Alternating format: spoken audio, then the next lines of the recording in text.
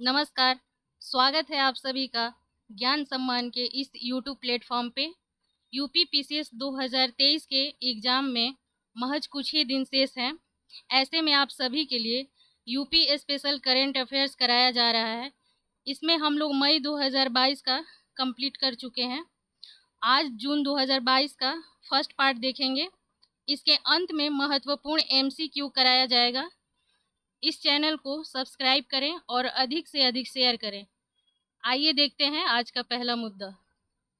उत्तर प्रदेश में विधायक स्थानीय क्षेत्र विकास कोष में वृद्धि की घोषणा चर्चा में क्यों है? 31 मई 2022 को मुख्यमंत्री योगी आदित्यनाथ ने घोषणा की कि उत्तर प्रदेश के विधायकों के लिए स्थानीय क्षेत्र विकास कोष को 3 करोड़ रुपए से बढ़ाकर 5 करोड़ रुपए किया जाएगा। प्रमुख बिंदु: यह केंद्र सरकार के सांसद स्थानीय क्षेत्र विकास कार्यक्रम का ही रूपांतरित स्वरूप है। इस योजना का उद्देश्य स्थानीय स्तर पर आवश्यकता आधारित बुनियादी ढांचा तैयार करना, सार्वजनिक उपयोग की संपत्ति का निर्माण करना और विकास में क्षेत्रीय असंतुलन को दूर करना है। यह योजना ग्रामीण क्षेत्रों के साथ साथ शहरी क्षेत्रों के लिए भी है। विधायकों को इस योजना के अंतर्गत कोई पैसा नहीं मिलता है। सरकार इसे सीधे संबंधित स्थानीय अधिकारियों को हस्तांतरित करती है। विधायक केवल दिशा निर्देशों के आधार पर अपने निर्वाचन क्षेत्रों में इसके अंतर्गत किए जाने वाले कार्यों की सिफारिश कर सकते हैं। इस योजना के अंतर्गत प्रति विधायक धन का आवंटन अलग अलग राज्यों में अलग अलग होता है।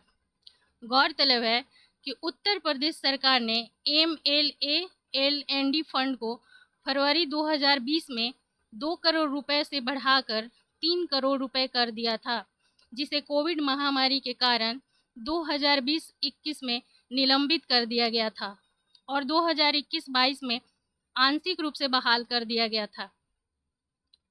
अगला मुद्दा है, 15 करोड़ लोगों का टीकाकरण करने वाला पहला राज्य बना उत्तर प्रदेश। चर्चा में क्यों है? 1 जून 2022 को उत्तर प्रदेश में 15 करोड़ लोगों का टीकाकरण करने वाला पहला राज्य बन गया है। प्रमुख बिंदु: उत्तर प्रदेश देश का पहला ऐसा राज्य है जहां 15 करोड़ लोगों को कोविड टीके की दोनों खुराकें दी जा चुकी हैं। अगला मुद्दा है, सम्राट पृथ्वीराज। चर्चा में क्यों है? 2 जून 2022 को मुख्यमंत्री योगी आदित्यनाथ ने बॉलीवुड बायोपिक सम्राट पृथ्वीराज की स्क्रीनिंग में भाग लेने के बाद राज्य में इस फिल्म को कर से छूट देने की घोषणा की। प्रमुख बिंदु है, इस फिल्म का निर्देशन डॉक्टर चंद्र प्रकाश द्विवेदी ने किया है तथा पृथ्वीराज की भूमिका अभिनेता अक्षय कुमार द्वारा निभाई गई है। पृथ्वीराज तृतीय जो चौहान वंश के राजा थे वो ही पृथ्वीराज चौहान कहा जाता है। इन्होंने 12वीं सदी के उत्तरार्ध में सन 1178 से 1192 ईस्वी के मध्य उत्तर भारत में अजमेर और दिल्ली पर शासन किया था तथा इनकी राजधानी अजमेर में स्थित थी।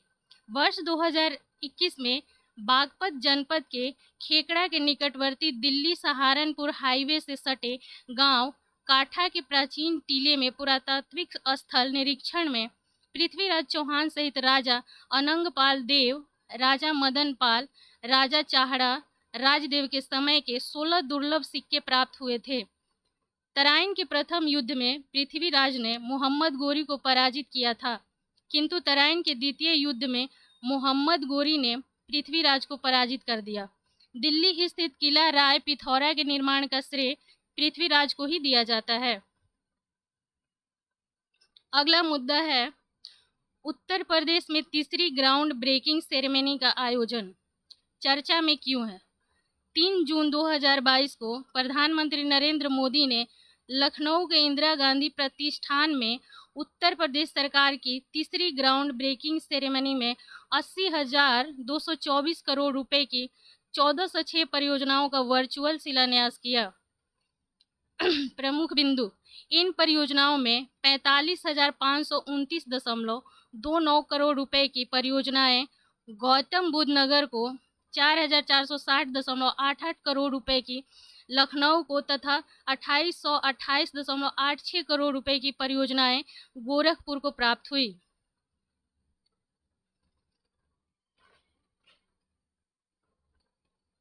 अगला मुद्दा है, राष्ट्रपति ने मगहर में संत कबीर अकादमी तथा अनुसंधान केंद्र एवं स्वदेश दर्शन योजना का उद्घाटन किया।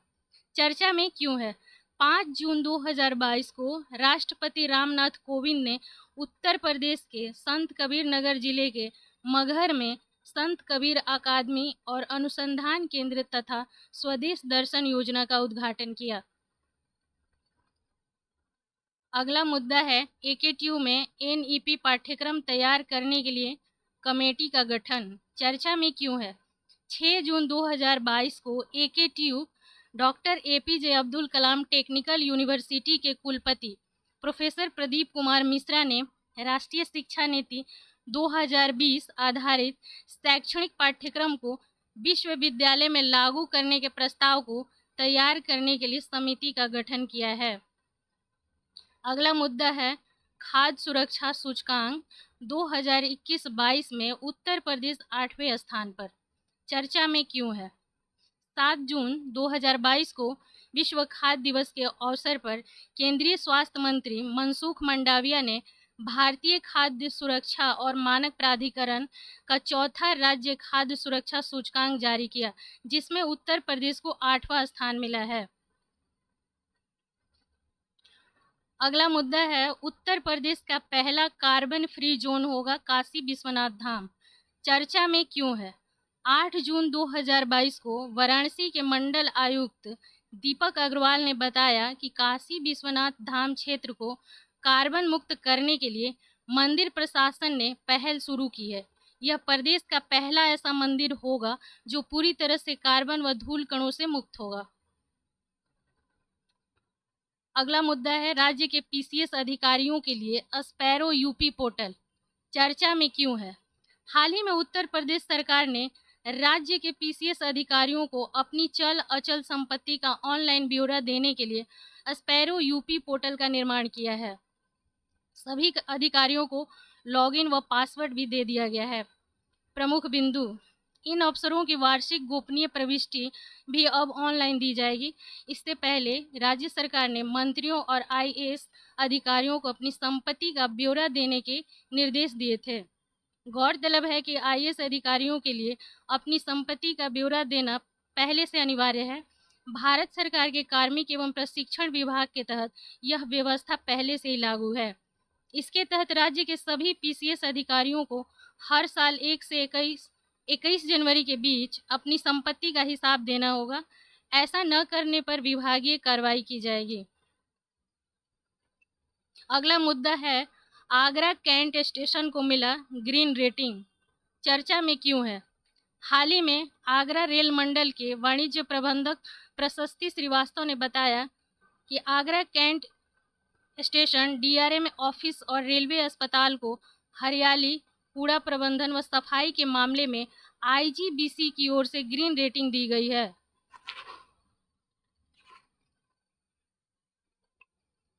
अगला मुद्दा है, उत्तर प्रदेश के 50 जेंटलमैन कैंडिडेट्स अधिकारी बनेंगे। चर्चा में क्यों है? 11 जून 2022 को भारतीय सैन्य अकादमी में पासिंग आउट परेड के बाद उत्तर प्रदेश के 50 युवा भारतीय सेना में अधिकारी बन गए। अगला मुद्दा है, उत्तर प्रदेश में स्थापित होगी इजरायली तकनीक पर आधारित 150 हाईटेक नर्सरी। चर्चा में क्यों है?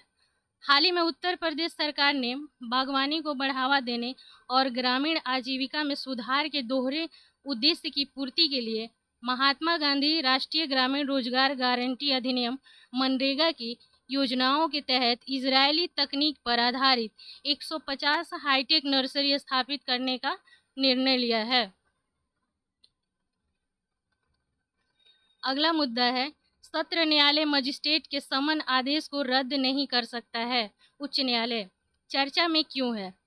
हाल ही में इलाहाबाद हाई कोर्ट ने एक पुनर्विचार याचिका पर सुनवाई करते हुए कहा कि सत्र न्यायालय पुनरीक्षण शक्ति का प्रयोग करते हुए मजिस्ट्रेट द्वारा पारित संज्ञान और समन आदेश को रद्द नहीं कर सकता है। प्रमुख बिंदु, यह आदेश न्यायमूर्ति शमीम अहमद की पीठ ने प्रभाकर पांडे की पुनर्विचार याचिका पर सुनवाई करते हुए दिया। अगला मुद्दा है, देश में पहली बार बायो स्रोत से खोजी गई नैनो सिलिका चर्चा में क्यों है? हाल ही में नेशनल शुगर इंस्टीट्यूट द्वारा गन्ने की खोई की राख में नैनो सिलिका की खोज की गई है। इसे राख से निकालने की तकनीक भी एनएसआई ने विकसित की है, जिसे अब पेटेंट कराया जा रहा है।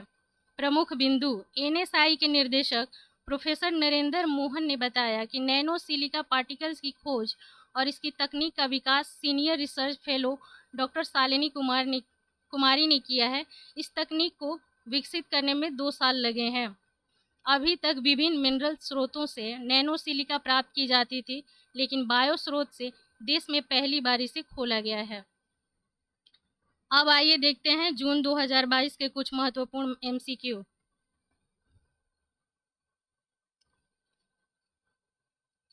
पहला क्वेश्चन है, उत्तर प्रदेश के विधायकों के लिए स्थानीय क्षेत्र विकास कोष को 3 करोड़ रुपए से बढ़ाकर कितना कर दिया गया है?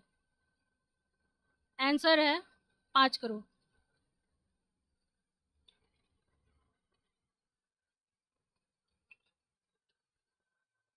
दूसरा क्वेश्चन है कि निम्नलिखित में से उत्तर प्रदेश में कौन सी फिल्म को कर से छूट प्रदान की गई है? इसका आंसर है डी, सम्राट पृथ्वीराज।